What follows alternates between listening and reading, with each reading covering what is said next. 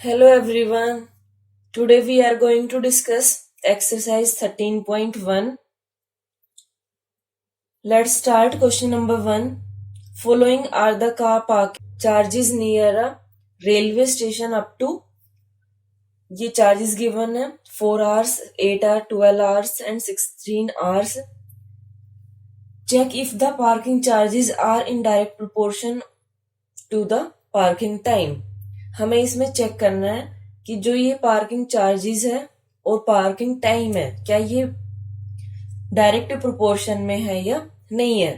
तो देखिए direct proportion में क्या होता है कि अगर एक क्वांटिटी इंक्रीज हो रही है तो दूसरी क्वांटिटी भी इंक्रीज होगी, अगर एक क्वांटिटी डिक्रीज हो रही है तो दूसरी भी डिक्रीज होगी।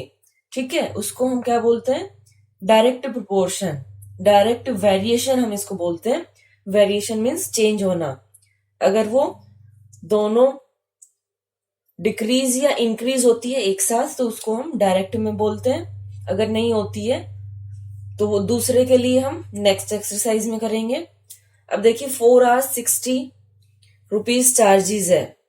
अब इसके लिए डायरेक्ट प्रोपोर्शन के लिए हमारे पास क्या फॉर्मूला होता है, x1 by y1 should be equal to x2 by y2 equal to x3 by y3 equal to x4 by y4। यहाँ 4 है, अगर मैं जो आर्स है उनको x में लेती हूँ और जो चार्जेस है उनको y में लेती हूँ। ये x वाला मान लो पार्ट है और ये y वाला, तो ये फर्स्ट है, सेकंड, थर्ड, फोर्थ। ठीक है, तो इन सबका जो रेशियो आएगा वो सेम आएगा। अगर सेम आता है तो ये डायरेक्ट में है, अदरवाइज नहीं है। तो इसमें वैल्यू पुट करते हैं।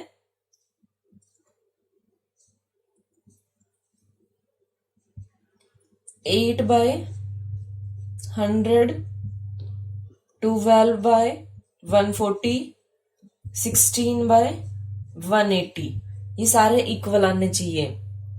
अब देखिए 4 से हम इसमें देखते हैं, 4 1 जा 4, 1 जा 4, 5 जा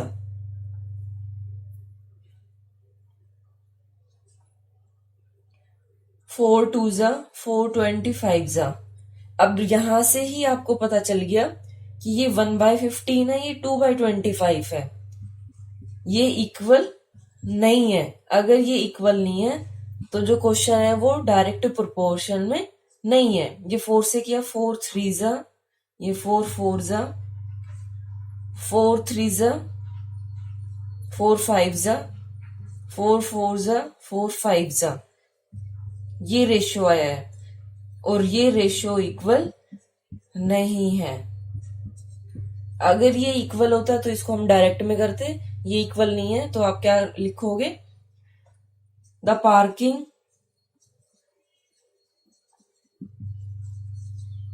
charges and time are not in direct proportion।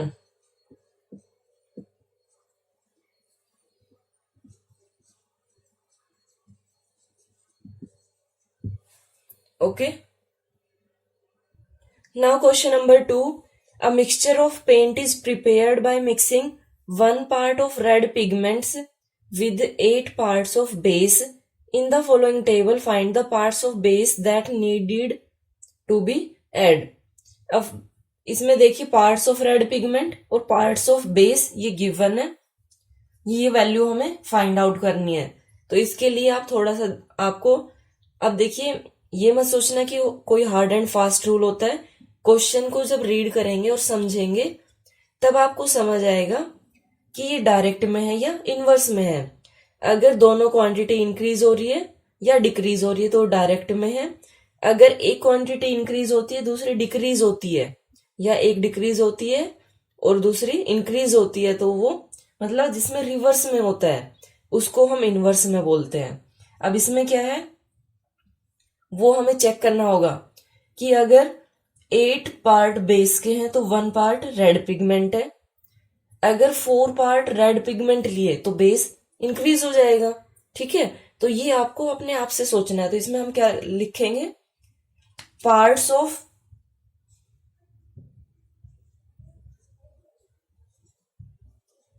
Red pigment and base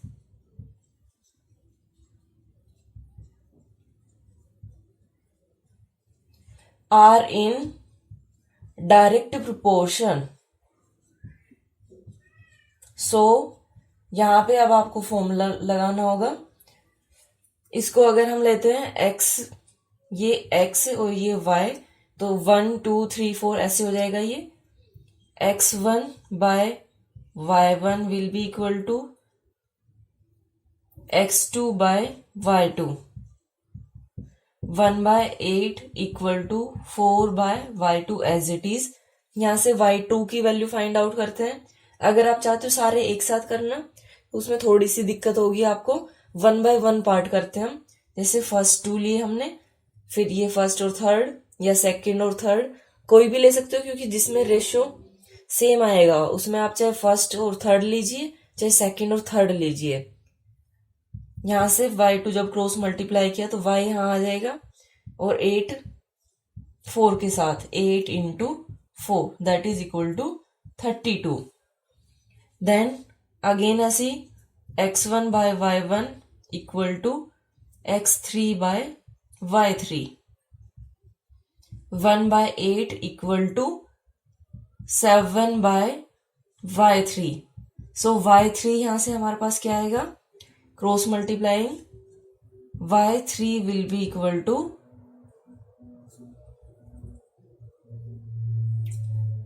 7 into 8 that is equal to 56। Then x1 by y1 equal to x4 by y4, 1/8 equal to 12/y4। y4 की वैल्यू यहां से क्या आएगी, 8 into 12, y4 equal to 96। ये वाली value आप अपने आप से फाइंड आउट करेंगे। ओके, सेम ऐसी करनी है आपको। Now question number 3, in question 2 above, if one part of a red pigment requires 75 milliliter of base, how much red pigment should be mixed with 1800 milliliter of base? जो question हमने 2 किया था उसी के अंदर इसने बोला है कि अगर 1 पार्ट के लिए 75 मिलीलीटर ऑफ बेस चाहिए तो 1800 मिलीलीटर के लिए बेस के लिए कितने रेड पिगमेंट होने चाहिए। ओके, तो इसके लिए हमने टेबल फॉर्म करनी होगी। तो पहले हम लेट करते हैं, let red pigment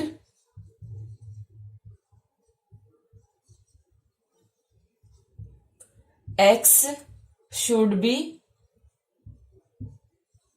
mixed with 1800 millilitre of base. ये हमने पहले लेट किया।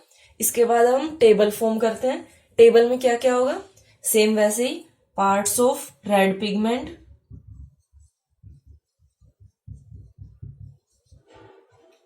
एंड पार्ट्स ऑफ बेस, 1 8 4 ये फाइंड आउट करना है। अच्छा, ये हमें ये वाली टेबल फॉर्म नहीं करनी है, सॉरी, जो अभी गिवन है वो वाली लेते हैं हम। मैंने सेकंड क्वेश्चन की ये बनानी स्टार्ट कर दी थी। इसमें क्या है, 1 पार्ट ऑफ रेड पिगमेंट, ये 1 है, उसके लिए कितना चाहिए, 75। हाउ मच रेड पिगमेंट ये फाइंड आउट करना है, ये हमने लेट किया है x, then it should be 1800, और बेस ये किसमें, मिलीलीटर में है। तो इसमें आपको फिर से नोट करना होगा, since parts of red pigment and base are in direct proportion. बच्चे ये लिखना बहुत ज्यादा इंपॉर्टेंट होता है। अगर आपने ये नोट नहीं किया और डायरेक्ट आप क्वेश्चन करने लगे तो आपके मार्क्स कट हो जाएंगे। सो अब इसमें अगर आप इसको x1 x2 इसको x2 y2 और ये x1 y1 लेते हो तो सेम आपका वही फॉर्मूला बनेगा, लेकिन इसमें मैंने ये x लिया है तो मैं डायरेक्ट नोट करती हूँ 1/75। ये ऐसे ध्यान रखना 1/75 should be equal to x/1800। ये डायरेक्ट नोट करने का होता है। यहां से x हमारे पास क्या आएगा 1800 डिवाइड बाय 75। इसको कैंसिल करते हैं 25 3 जा 25 7 जा 25 2 जा इक्वल टू ये x है, 3 से फिर से जाएगा ये x इक्वल टू 24। तो ये क्या नोट कर दोगे red pigment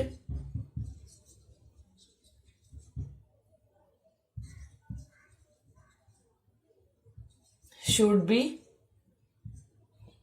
24 parts. Now question number 4. A machine in a soft drink factory fills 840 bottles in 6 hours. How many bottles will be filled in 5 hours? हमें फाइंड आउट करना है कि अगर 5 hours हो तो कितनी बोतल फिल की जाएगी अगर 6 hours में 840 बोटल्स फिल की जाती है। तो पहले इसको हम लेट कर लेते हैं। Let number of bottles field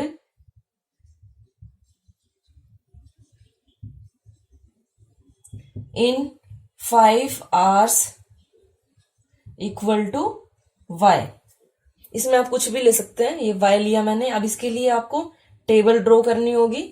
table में एक में आप लोगे नंबर ऑफ बोटल्स और दूसरा टाइम।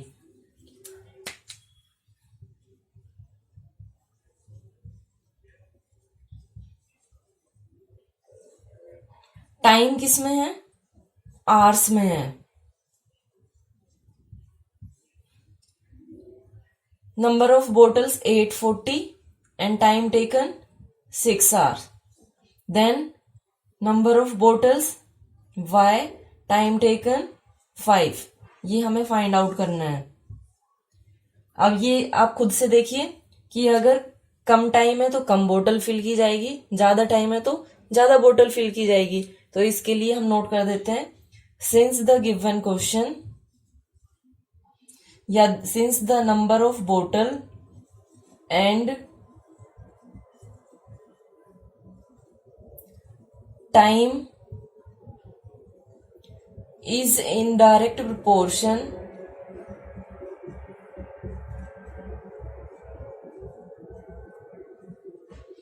so ये हमारे पास क्या होगा 840 divide by 6 should be equal to y/5।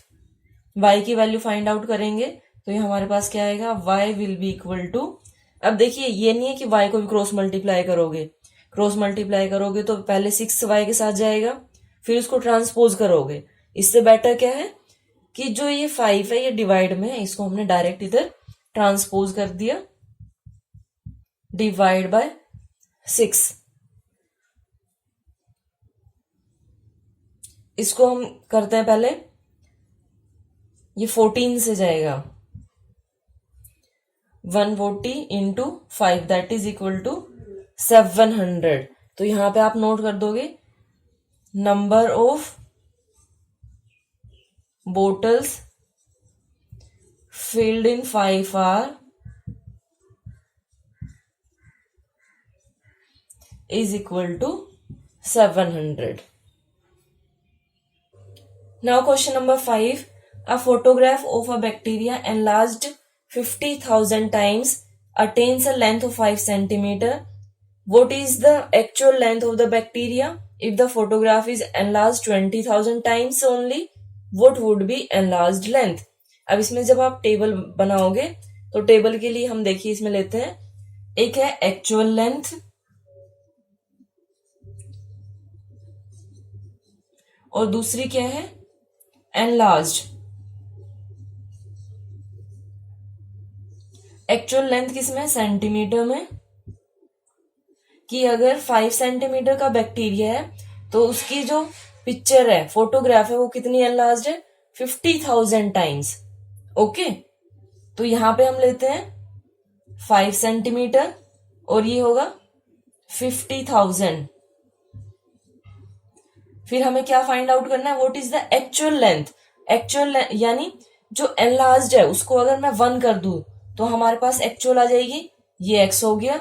फिर उसके बाद क्या है, if the photograph is enlarge 20,000 time, अगर मैं इसको 20,000 कर देती हूं तो ये हमारे पास वैल्यू क्या आएगी, वो हमें फाइंड आउट करना है।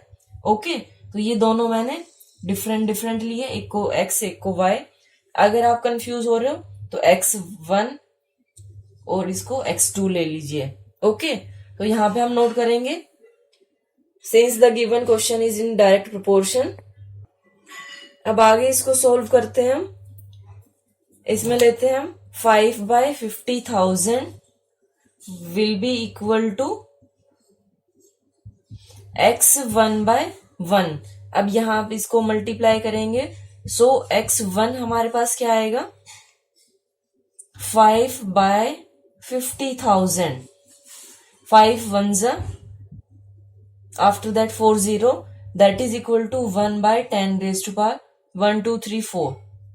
अगर आप इसको न्यूमरेटर में नोट करना चाहते हो तो क्या होगा, 10 raised to power -4 centimetre. Now x2 find out करते हैं, 5/50,000 equal to x2/20,000। 5 into 20,000 cross multiply किया, ये डिवाइड बाय 50,000, 1 2 3 4, 5 से 5 cancel, that is equal to 2 centimetre. This is our answer. In last we will note actual length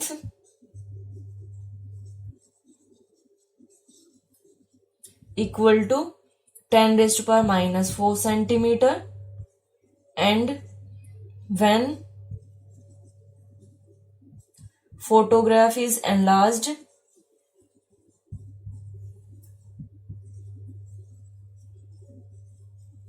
20,000 times,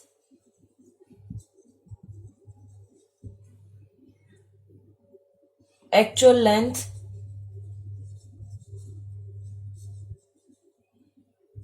will be 2 centimeter. Okay.